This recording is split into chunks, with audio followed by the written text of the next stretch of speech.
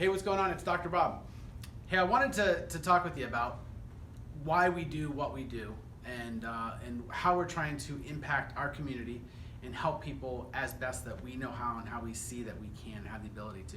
So we always have a lofty goal every year of trying to reach and help 10,000 different people and people in our community that need our help and that can really benefit from the care that we can give to help prevent pain and to change your life as much as possible. Now, the one thing that I'm big on is I love comparing numbers. Statistics don't lie, and sometimes comparisons helps us put things in perspective as far as what's going on in the world. So to give you an idea, we know that how scary COVID has been and how it's shut down the economy in Ohio, in the world, and how scary it is of being able to get it and survive it and all the different things that go with this. And the numbers I'm going to give you in comparison to what's going on with COVID is not a debate about COVID. That's a totally different thing. I'm just giving you a comparison so that we can see how scary this is and how scary other things are in relationship to it. One death more than a person that died from COVID is one too many. And I feel for the families and people that had to suffer from somebody who died from that. That's terrible, and that's terrible for the family. So I'm not talking about that or debating that. My comparison is really understanding the opioid epidemic and the drug abuse problem that we have going on that you may not really know about, right? There was a problem maybe 5 years ago with overprescription. They were doing it solely just like drug dealers for profit.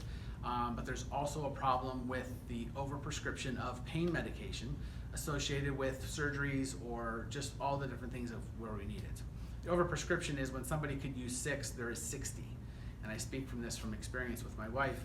She needs 60, she needed 2, and then you can get more if you need it. So people get these large amounts and they don't know and they take it, and there's a whole snowball effect that happens. It can be in the number one abused drug in teens comes from the parents' cabinet, because it sits around, and so oxycodone, oxycontin, all the different ones, it's an epidemic and it's bad.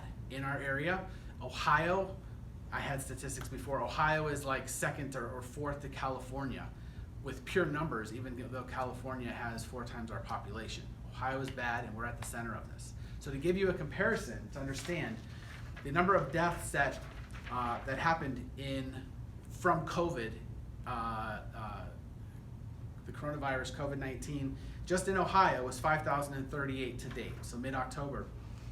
And maybe they're going to project maybe 750 to 1,000 more if the trend continues, which is devastating, but that's maybe close to 6,000 if you had to guess. Now, the number of deaths, the overdose deaths that were in Ohio, let's see, 2019 is giving an estimate right now of 4,100.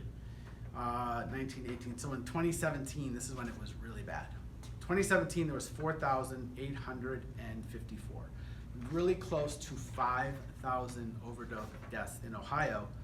Right now, we have 5,038 deaths from COVID. So just to see a comparison, understand of what we're seeing and what is truly scary.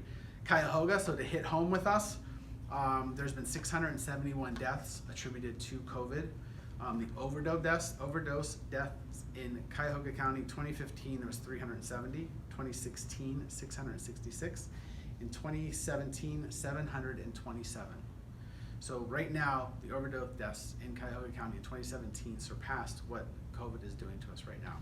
Both are tragic, but I just want you, on my perspective is understanding of why we ask for referrals, why we want to try and help people, because the path to getting addicted to painkillers sometimes can start with some basic pain, chronic pain, and it just goes down a slippery slope. And so we are asking, and why we ask you is because we can impact these people. There's actually a Ohio Prescription Drug Abuse Task Force. This is how bad it was that they had to do this, and they did get chiropractic involved, and the recommendation is before they go to prescription meds is that people have to see a manual therapist, so chiropractic, massage, physical therapy, some type of manual before.